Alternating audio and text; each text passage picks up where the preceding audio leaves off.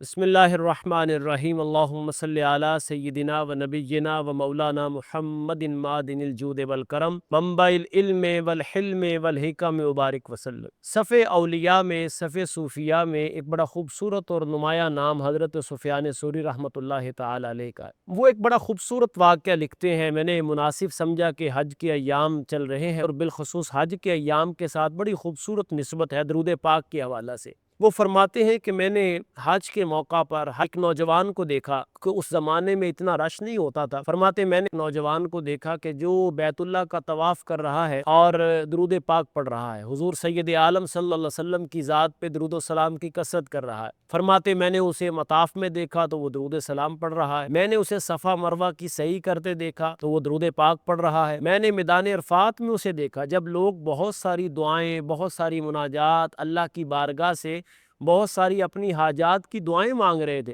لیکن وہ درود پاک ہی پڑھتا جا رہا ہے۔ فرماتے میں نے اس کو دیکھنا، اس کو واچ کرنا شروع کیا۔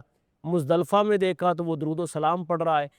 الغرض کے حج کے جتنے بھی ارکان ہیں، وہ جس جس مقام پر جو جو عبادات کر رہا ہے، نماز پڑھنے کے بعد وہ فقط سید عالم صلی اللہ علیہ وسلم کی ذات پہ درود و سلام پڑھ رہا ہے۔ یہاں سے بات ایک قابل غور یہ بھی ہے کہ درود و سلام دعا بھی ہے۔ اب وہ درود و سلام پڑھتے جا رہے ہیں تو حضرت سفیان ثوری فرماتے میں نے پھر پوچھ ہی لیا اس سے کہ کیا وجہ ہے کہ تو کوئی اور عبادت، کوئی اور وظیفہ، کوئی اور دعا نہیں کر رہا ہے، فقط تو سرکار کی ذات پہ درود و سلام ہی پڑھتا جا رہا ہے۔ میں نے تجھے جس جس مقام پر دیکھا، صفا مروہ کی سعی کرتے ہوئے یا بیت اللہ کا طواف کرتے ہوئے یا دیگر مقامات پر میدان عرفات کے اندر بھی جہاں لوگ بڑے رو رو کے اللہ کی بارگاہ میں دعائیں کرتے ہیں اور کرنی بھی چاہیے، لیکن تو فقط درود و سلام پڑھ رہا تھا، اس کی وجہ کیا ہے؟ تو کہتے اس نوجوان نے مجھے واقعہ اپنی زندگی کا سنایا، اپنے سفر حج کا واقعہ سنایا۔ کہتے میں اور میرا والد حج کے لیے نکلے، ہم کیونکہ قافلے کے ساتھ تھے، سفر جاری تھا، اور ان وقتوں میں جو سفر تھا وہ گدھوں پر، خچروں پر، گھوڑوں پر کیا جاتا تھا قافلے کی شکل میں۔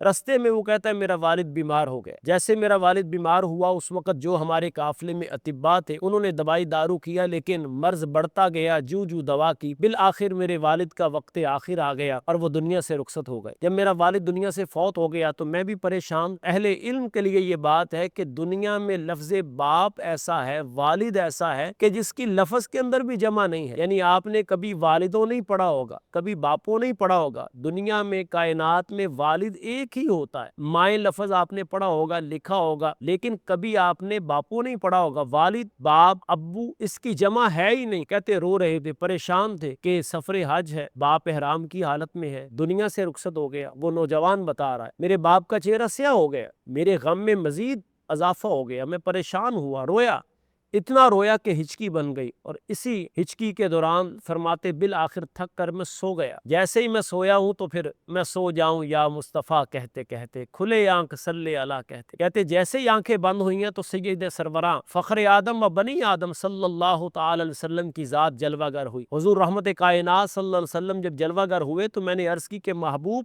خوبصورت چہرے والے محبوب، آپ تشریف لائے، آپ کا آنا مبارک ہو، لیکن میں سفر حج پر تھا، میرا باپ دنیا سے رخصت ہو گیا، اور کیفیت یہ ہے کہ ان کے چہرے کا رنگ بدل گیا۔ یہ پریشانی زیادہ ہے مجھے کہ کوئی ایسا عمل تھا میرے باپ کا۔